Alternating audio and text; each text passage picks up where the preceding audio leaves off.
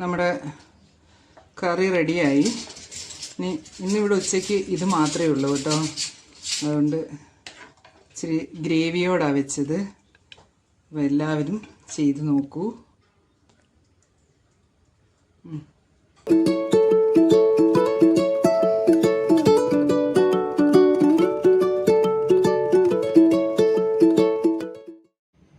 Hi guys, welcome to my channel. ഞാൻ ഇന്ന് ഉണ്ടാക്കാൻ പോകുന്നത് റെസ്റ്റോറൻറ്റ് സ്റ്റൈല് ബീഫിൻ്റെ ടേസ്റ്റിൽ കൂണ് മഷ്റൂം ഇന്നലെ വാങ്ങിയതാണ്. പിന്നെ എന്താ പറയുക, എല്ലാവരും ഇപ്പോൾ 17 ദിവസമായി നോൺ വെജൊക്കെ എല്ലാവരും കഴിച്ചിട്ട്. അപ്പോൾ എല്ലാവർക്കും ഒരു ഇത്. അപ്പോൾ ഞാൻ വിചാരിച്ചു ഒരു റെസ്റ്റോറൻറ്റ് സ്റ്റൈലിലൊന്ന് വെക്കാമെന്ന്. അപ്പോൾ നമ്മുടെ കൂണ് മഞ്ഞൾ ഒഴിച്ച് വേണം എപ്പോഴും കഴുകാൻ. ഒരു വിഷാംശം ഉണ്ടെന്ന് നമ്മൾ കടകളിൽ നിന്ന് മേടിക്കുന്നൊന്നും അത് ഉണ്ടാവില്ല.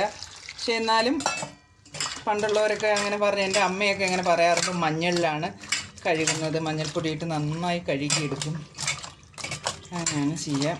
അപ്പോൾ അങ്ങനെ കഴുകിയെടുത്ത് നന്നായി സ്റ്റോപ്പ് ചെയ്തു. ഒരുപാട് നേരം വെള്ളത്തിലിടാൻ പാടില്ല. ഈ കൂണ് നിറച്ചും വെള്ളമാണ്. അത് പിന്നെയും വെള്ളം പിടിച്ചെടുത്ത് നമ്മൾ കറിയാക്കുമ്പോൾ ആ ഗ്രേവിയിൽ ആ വെള്ളം വന്ന് കിടക്കും.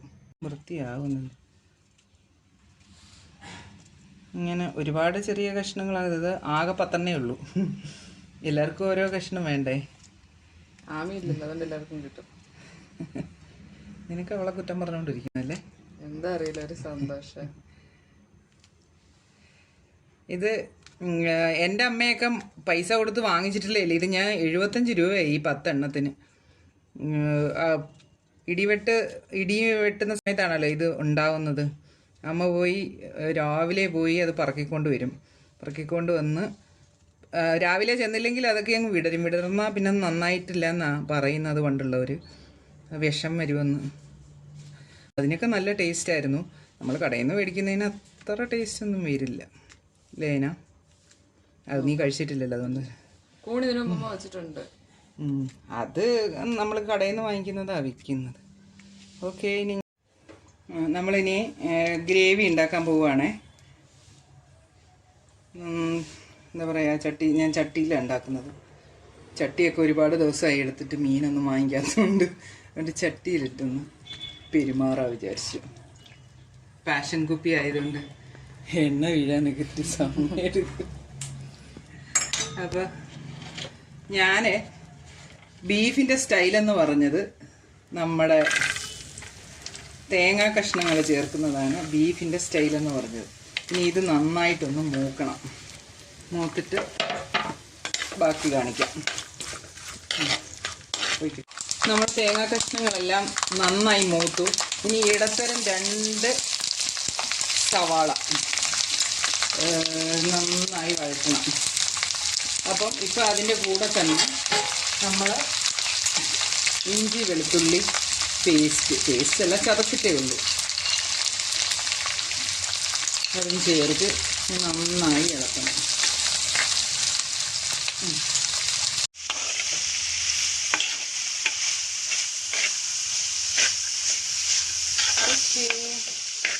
ഓക്കെ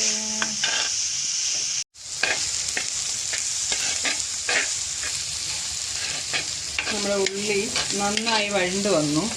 ഇനി ഞാൻ കുറച്ച് ഉപ്പിട്ടായിരുന്നു, അത് കാണിക്കാൻ പറ്റിയില്ല. ഉപ്പ് പിന്നെ എല്ലാവർക്കും അറിയാമല്ലോ ഉള്ളിയുടെ കൂടെ.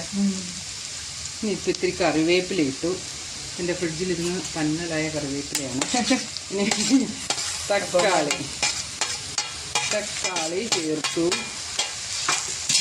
ഇനി ഇത് തക്കാളി ഒന്ന് നന്നായി ഇട്ടു.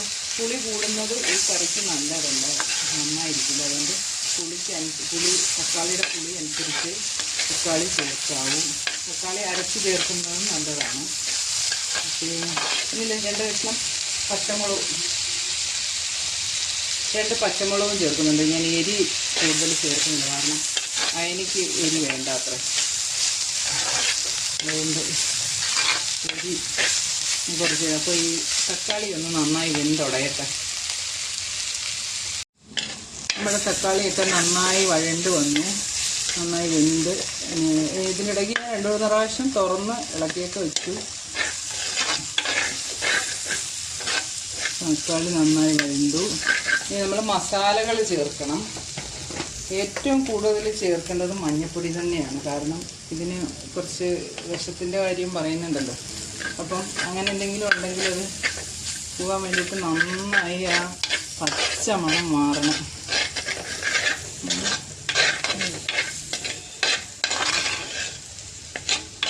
ഈ കുറച്ച് വെച്ചിട്ട് വേണം പൊടികളൊക്കെ ചേർക്കാൻ, അല്ലെങ്കിൽ പൊടികൾ ഇതങ്ങായി പോകും. അപ്പോൾ ഇനി എന്താണെന്ന് വെച്ചാൽ ഞാൻ ഒരു പാനിൽ ഒരു ടീസ്പൂണ്, ചെറിയ സ്പൂണിന് 1 സ്പൂൺ മുളക് പൊടിയും മല്ലിപ്പൊടിയും ഞാൻ വറുത്തു. ഒരു പാനിൽ വറുത്തായിട്ടാണ് ഇതിലേക്ക് ചേർക്കുന്നത്. അപ്പോൾ നിങ്ങളുടെ എരിയുടെ ആവശ്യത്തിന് ചേർക്കുക. ഞാനിവിടെ എരി കുറച്ചാണ് ചേർത്തിരിക്കുന്നത്, വളരെ കുറച്ച്. എൻ്റെ ഇപ്പോഴുള്ള കറികൾ വെച്ച് നോക്കുമ്പോൾ എരിയേ ഇല്ല, അങ്ങനെയുള്ളൊരു ഇതാണ്. ഇനി നമുക്ക് ചെയ്യേണ്ടത് നമ്മുടെ താരത്തിനെ എടുത്തിടണം. ആരിനെ? കൂൺ ചേർത്ത് കൊടുക്കണം. കൂൺ ചേർത്ത് കൊടുത്തിട്ട് ഒരുപാടില്ലാത്തത് കൊണ്ട് തന്നെ മസാല പിടിക്കാം. ഇപ്പം നമ്മൾ ഒരിക്കലും വെള്ളം ചേർക്കരുത്. അതിൻ്റെ കാരണം എന്താണെന്ന് ഞാൻ പറയാം.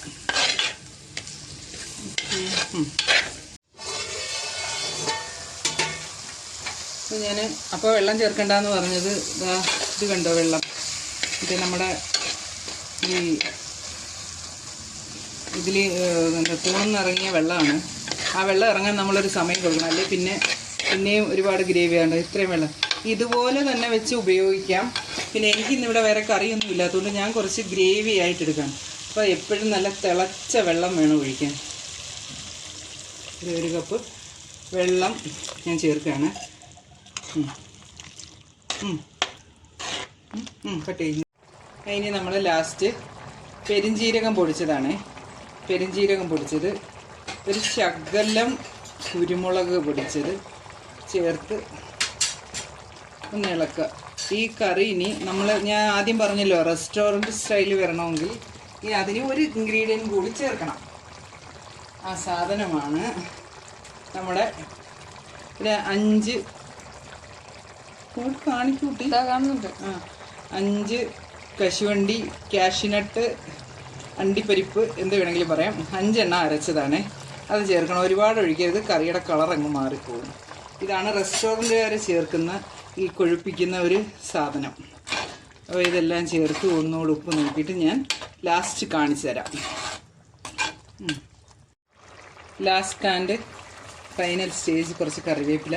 പിന്നെ റെസ്റ്റോറൻറ്റിൽ നമ്മൾ കഴിക്കുന്നുണ്ടെങ്കിൽ പച്ചമുളക് ഇങ്ങനെ വെറുതെ കിടക്കില്ലേ, അത് ഈ ഷോയാണ്. ഇങ്ങനെ ലാസ്റ്റ് എടുക്കുന്നതാണ് വേവാതെ കിടക്കുന്നത്. പക്ഷെ അതും എടുത്ത് കടിക്കുമ്പോൾ ഒരു ടേസ്റ്റാണ്, എനിക്ക് ഭയങ്കര ഇഷ്ടമാണ്.